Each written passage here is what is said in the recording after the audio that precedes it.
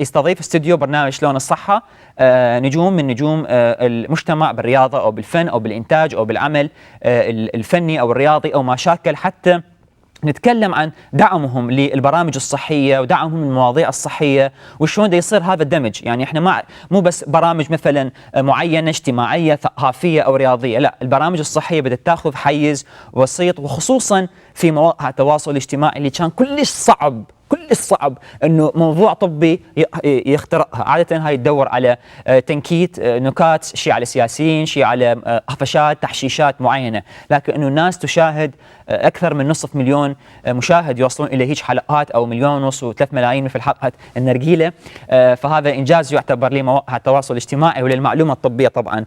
لذلك خلونا نرحب بجروب متميز جدا جدا جدا جدا في عالم الميديا. اكيد كثير من عندكم يعرفوهم، متابعين اعمالهم من الافلام الرائعه في القلقامش وغيرها، وهنوات لنا وغيرها من الابداع والانتاج والفن وغيرها الكثير. كلها برحبوا معايا ب المجموعه الرائعه، مجموعه كلاكيت. نرحب بضيفنا مصطفى الكرخي، اهلا وسهلا. اهلا وسهلا دكتور. وبلبنى عرفان، اهلا وسهلا. اهلا وسهلا بك دكتور. كيف الحال؟ ان شاء الله بخير. تمام. نورتونا طبعا. نور جدا. نور. اشكرك. حابين نعرف، حدثونا بدايه مصطفى، نبدا بك. اول سؤال، شنو هو كلاكيت جروب؟ اول شيء بما انه احنا اليوم يوم العالمي للسكر، اكيد العراقيين كلهم يصيرون بيوم سكر. يعني ايش يعني اذا تبعوا نصائحنا؟ لا انت دا يتابعوك، يعني مجرد انت سكر خلاص الله يصعد عندهم الجسم. حللوا لي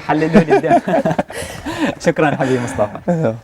شنو كان السؤال؟ السؤال كان عرفنا عن كلاكيت جروب. خلوا الناس اللي ما يعرفوك، طبعا انتم معروفين جدا، لكن اللي ما يعرفكم نريدهم يعرفوكم. كلاكيت احنا بدينا كمجموعه طلابيه بكليه فنون جميله قسم السينما.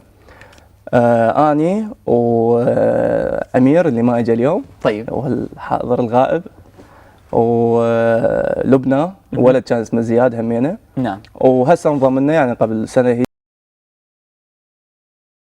نعم. زين، واكيد هسه انت وريفان اخر شيء همينه. اي اخر مسكوها مو ختام، مسكوها ختامها مسك. اي. فبدينا انه بدايه بس يعني كانت يعني مجموعه طلابيه نسوي سكتشات، نسوي تجارب وهيك شيء. بعدين تطورت انه احنا سويناها، يعني الجروب بدا ينتج، بس ما كان شركه انتاج، مجرد انه احنا يعني نستلم شغل من قنوات او من شركات انتاج ثانيه وننفذه.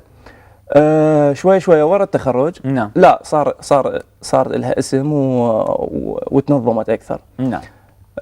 من ضمن الاعمال اللي اشتهرنا بيها مو اعمالنا الانتاجيه، الدروس اللي نقدمها عن الانتاج السينمائي والتلفزيوني اللي بالانترنت. نعم.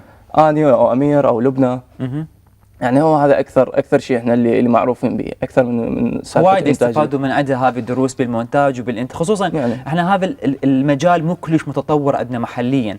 يعني انتم بانتاجكم وصلتوا حتى المستويات الى يعني عربيه وعالميه بالجوده الصوره والمعدات والانتاج وغيره. ان شاء الله احنا الله نطمح للافضل. يعني دائما احنا هنا يعني لاحظت بالعراق انه اكو امكانيات كلش كبيره. حلو. بس لو تلقى عنده امكانيات تقنيه وما عنده امكانيات الاكاديميه، او تلقى عنده اكاديميات كلش قويه بس تقنيات ما عنده قويه. نعم.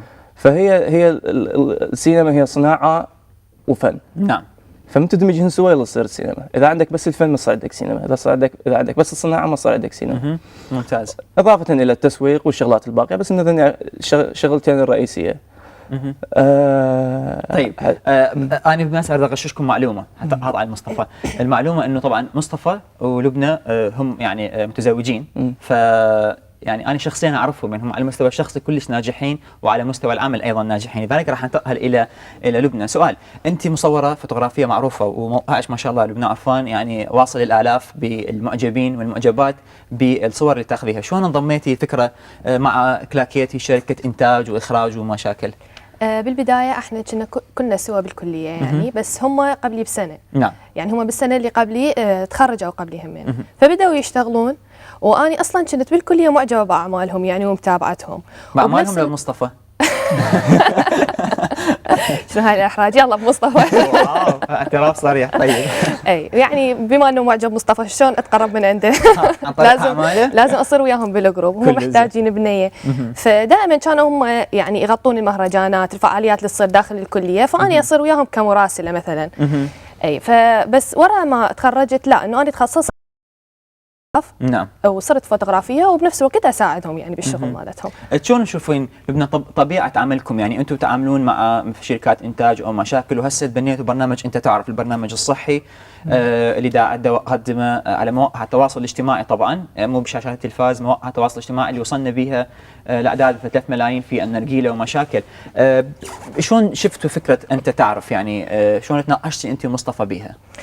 بالبدايه اول ما مصطفى حكالي انه دكتور سيف اني اللي راح اصور له شو اسمه، انصدمت، ما صدقت بالبدايه. طيب. لانه يعني احنا اصلا من متابعين البرنامج وكلش نحبه، ومتابعيك انت بالاخص. شكرا. يعني وحتى ام مصطفى يعني من انت زرتنا وتعرفت يعني عليهم كانت كلش فرحانه، ويعني قالت انه بلغوله سلام وبلغوله اعجابيه، لانه شكراً. البرنامج مالته صدق ناجح وصدق يعني شيء مهم.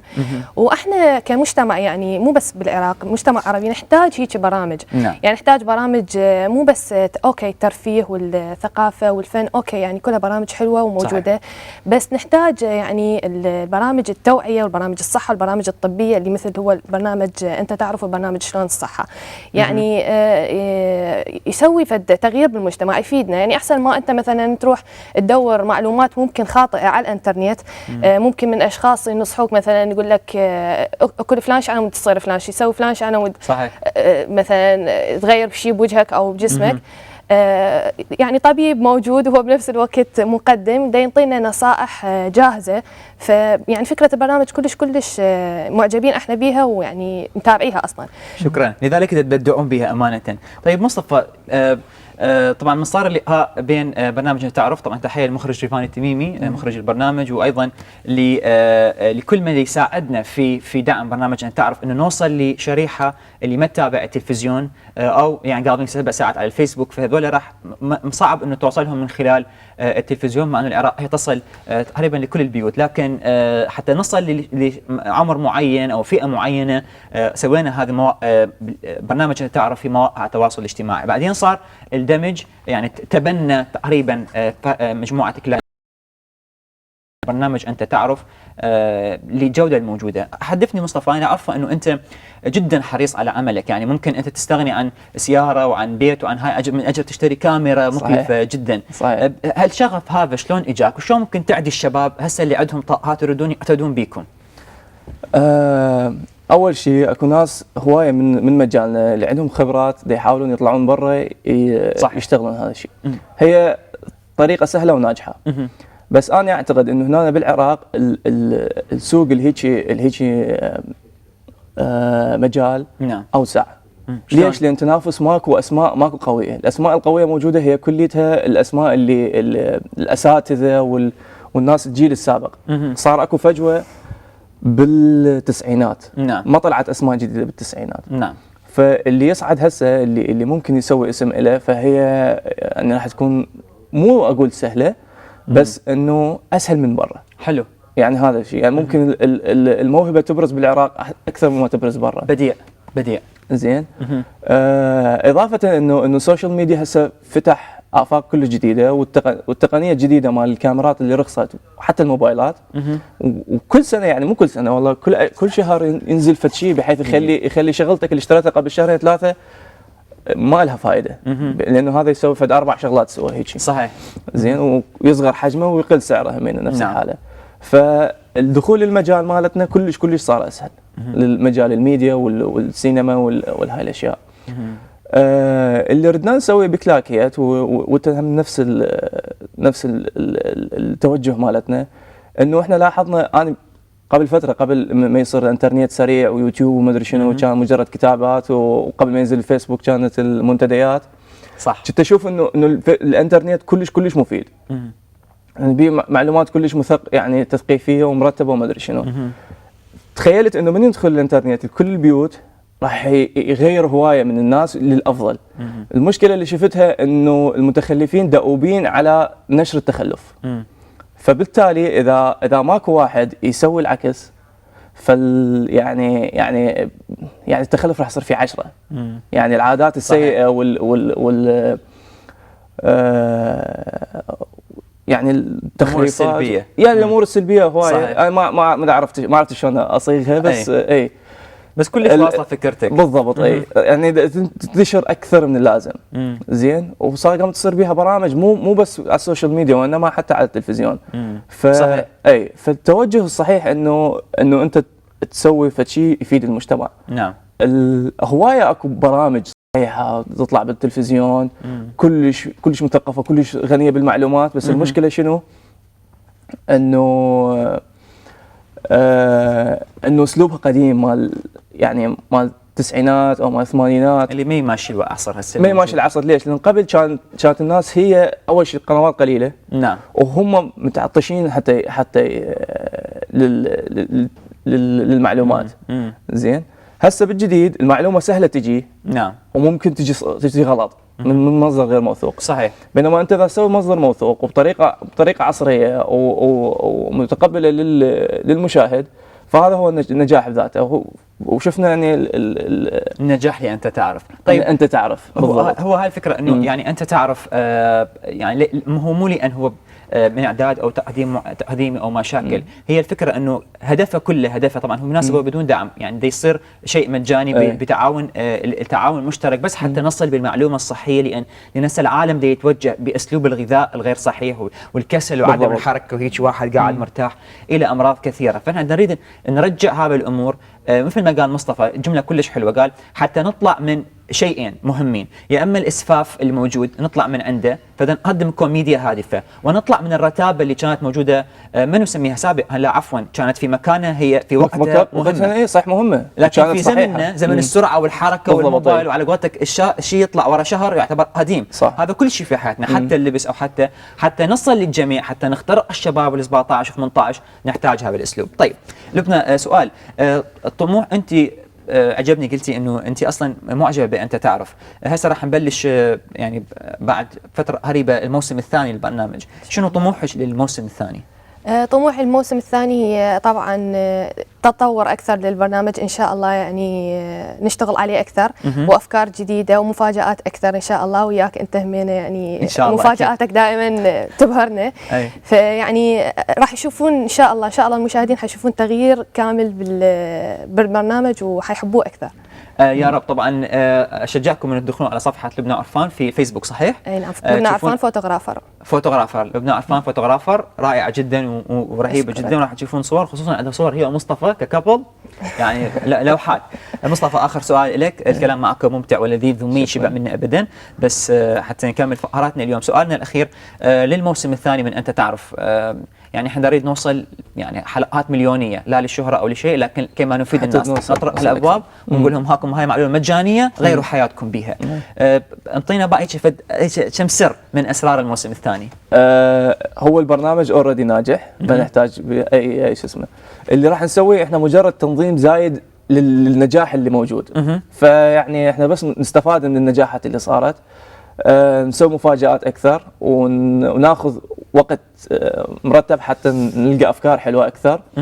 زين، ومجرد نشجع الناس حتى تروح تشوفه، مو ما نحرق منها الافكار. اذا الكل يتابع انت تعرف برامج على مواقع التواصل الاجتماعي، برنامج مهم من اعداد وتقديم واخراج ريفان التميمي، وكل هذا تحت جنح فريقها وكلاكيت المبدع. شكرا جزيلا في الختام لكلاكيت جروب، مصطفى الكرخي ولبنى عرفان، شرفتونا. شكرا جزيلا، تسلموا. احبائنا المشاهدين، هم بيعتبرون شباب بهالعمر هذا، شباب صار لهم سنه متزوجين وفريق هم حتى في بيتهم يتم التصوير. انا ليش تعمدت انه نستضيفهم؟ مو بس حتى نعرف انت تعرف ونستفاد، مو بس حتى تعرفون هم فريق ناجح جدا، لكن لكل شاب وشابه انت الله خلقك بميزات وطاقات ومواهب غير عاديه. باعوا احنا ما خلقنا حتى نعيش وناكل ونتزوج ونجيب اطفال ونربيهم ونكبرهم ونزوجهم ونموت ابدا. احنا خلقنا لتغيير، لنصنع التاريخ، لنغير حياتنا وحياة الآخرين إلى نحو أفضل. عرفوا مواهبهم ولزموها ودا يغيرون بالمجتمع. لذلك أنت عرف موهبتك وعرف طاقتك وعرف طاقتك وموهبتك ونموها. هم ينطون دروس، أنت عرفها، روح ادخل دروس، ادخل دورات، طالع خارطة الحكماء، غير من واقع حياتك. لا ترضى باللي أنت عايش بيه. تقول لي الظرف صعب، كل مكان ترى الظرف صعب، والظرف مو هو اللي يغير حالتك، حالتك هي اللي تحدد ظرفك. كن مثال جيد يحتذى به، وأنا واثق كلكم بيكم هاي الطاقات. لذلك انطلقوا حتى تصنعون التاريخ في هذا الزمان والمكان. فاصل ونكمل وياكم.